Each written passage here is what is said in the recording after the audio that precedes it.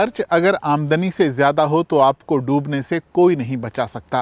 अब बात चाहे एक घर की हो या एक देश की। ये बात हम सब जानते हैं, लेकिन फिर भी कई बार भूल जाते हैं, खासकर बात जब हमारी पृथ्वी और हमारे पर्यावरण की होती है। प्राकृतिक संसाधनों और उनके इस्तेमाल को लेकर जागरूकता पैदा करने के लिए अर्थ ओवरशूट डे का कॉन्सेप्ट तैयार किया गया है। इसका मतलब उस दिन से है जब आप एक साल के लिए मिले संसाधनों को उससे पहले ही ख़त्म कर देते हैं। मान लीजिए एक साल के लिए यानी 12 महीने के लिए मिले संसाधनों को आपने जून में ही ख़त्म कर दिया, जैसे कि 20 जून को ख़त्म कर दिया, तो वही आपका ओवरशूट डे होगा। इस बात को आप ऐसे भी समझ सकते हैं कि एक महीने के लिए मिली पॉकेट मनी को आपने 10 दिन में ही खर्च कर दिया। अब बाकी के 20 दिन कैसे काम चलाएंगे? जब किसी देश के सामने ऐसी स्थिति आती है तो वो पहले से ज़्यादा खनन करता है, पहले से ज़्यादा पानी का दोहन करता है, जंगलों को ज़्यादा साफ़ किया जाता है ताकि वहाँ खेती कर सकें, उद्योग लगाए जा सकें, पहले से ज़्यादा उत्पादन किया जाता है और ज़्यादा उत्पादन का मतलब है ज़्यादा प्रदूषण। और इस सब की कीमत हमारी प्रकृति, हमारे पर्यावरण को चुकानी पड़ती है। संसाधनों की हमारी भूख लगातार बढ़ती जा रही है, इसीलिए अर्थ ओवरशूट डे साल दर साल पहले से जल्दी आ रहा है। 1970 में ये दिन 30 दिसंबर को आया था, जबकि 1990 में 10 अक्टूबर को। 2010 आते आते ये खिसक कर 6 अगस्त पर आ गया और इस साल अर्थ ओवरशूट डे 28 जुलाई को रहा। दुनिया की अर्थव्यवस्था का पहिया खपत और उत्पादन से चलता है। जितनी ज्यादा मांग होगी उतना ही उत्पादन बढ़ता है। लगभग सभी चीजों के लिए कच्चा माल और दूसरे संसाधन किसी न किसी रूप में प्रकृति से ही मिलते हैं। जमीन, पानी, हवा, लकड़ी, खेती, फसल, खनिज या फिर जानवरों के रूप में। कुल मिलाकर सारा दारोमदार पर्यावरण और प्राकृतिक संसाधनों पर होता है। आबादी बढ़ रही है तो संसाधनों की खपत भी बढ़ती जा रही है। दुनिया भर में ऊर्जा की जितनी भी खपत होती है उसके 1/3 हिस्से के लिए खाद्य उत्पादन क्षेत्र जिम्मेदार है। ग्रीन हाउस गैसों का 22% उत्सर्जन इसी सेक्टर से होता है। अधिक उपज के लिए रासायनिक खादों और कीटनाशकों का इस्तेमाल होता है, जिससे मिट्टी की उर्वरता खराब होती है। मांस की खपत पूरी करने के लिए ज्यादा जानवरों की जरूरत पड़ती है, फिर उनके लिए ज्यादा चारा चाहिए, जिसे उगाने के लिए अधिक जमीन और अधिक पानी की जरूरत पड़ती है। महासागरों से अंधाधुंध मछलियां पकड़ी जा रही हैं। कई बार तो उन्हें प्रजनन करने के लिए भी समय नहीं मिलता, जिससे उनकी आबादी घटती चली जा रही है। कमाल की बात यह है कि जितना भी खाना दुनिया में पैदा होता है उसमें से 1/3 लगभग 1.3 अरब टन कूड़े के ढेर में जाता है।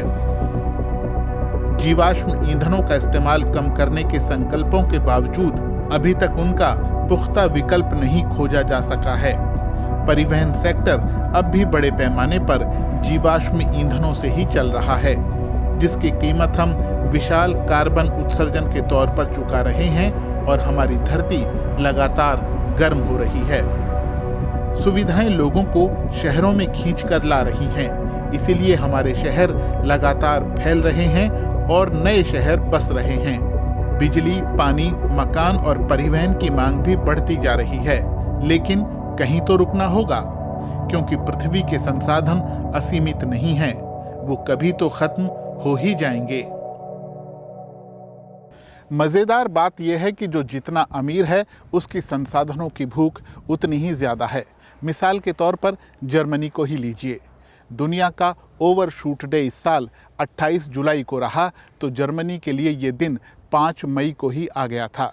यानी पूरे साल के लिए मिले संसाधनों को जर्मनी ने शुरुआती 4 महीनों में ही चट कर लिया। अमेरिका की हालत तो और ख़राब है, उसका ओवरशूट डे 13 मार्च को ही आ गया था। यूएई और कनाडा का भी यही हाल है। इस मामले में जो देश सबसे अच्छे हैं उनमें इक्वाडोर, इंडोनेशिया, साउथ सूडान, माली और म्यांमार का नाम लिया जा सकता है। इन सभी का ओवरशूट डे इस साल दिसंबर में होगा।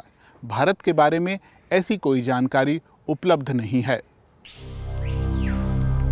रिसर्च बताती है कि दुनिया भर के इंसान उससे 74% ज्यादा संसाधनों का इस्तेमाल कर रहे हैं जितना हमारा इकोसिस्टम फिर से पैदा करने की स्थिति में है। इसका मतलब है कि अगर हम इसी तरह से जीते रहे तो एक पृथ्वी से हमारी जरूरतें पूरी नहीं होंगी, बल्कि हमें 1.7 पृथ्वी चाहिए।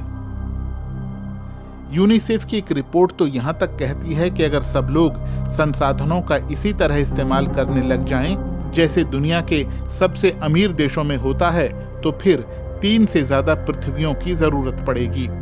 यही वजह है कि जलवायु के मौजूदा संकट के लिए सबसे ज्यादा अमीर देश ही जिम्मेदार हैं, जबकि इसकी सबसे ज्यादा मार गरीब देशों को चुकानी पड़ती है। बहरहाल मौजूदा स्थिति में जल्द किसी बड़े बदलाव के आसार नजर नहीं आते, लेकिन फिलहाल हमारे पास तो एक ही पृथ्वी है, इसीलिए हमें खुद को बदलना होगा। संसाधनों का सोच समझकर इस्तेमाल करना होगा। ओवरशूट डे के मामले में इस साल सबसे ज्यादा खराब स्थिति कतर की रही, जिसके साल भर के संसाधन 10 फरवरी तक ही समाप्त हो गए। इसके बाद लग्जमबर्ग की बारी आती है, जिसका ओवरशूट डे 14 फरवरी रहा।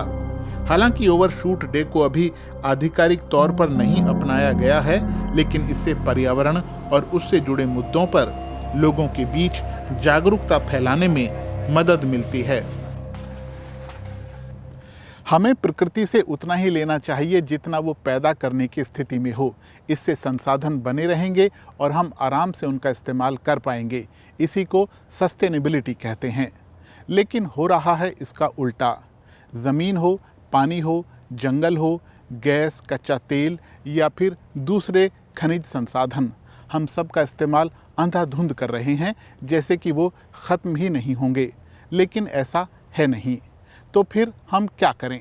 वही जो हम हर बार कहते हैं, हमें अपनी ज़रूरतें कम से कम रखनी चाहिए, ताकि हमारी वजह से पृथ्वी पर कम से कम बोझ पड़े।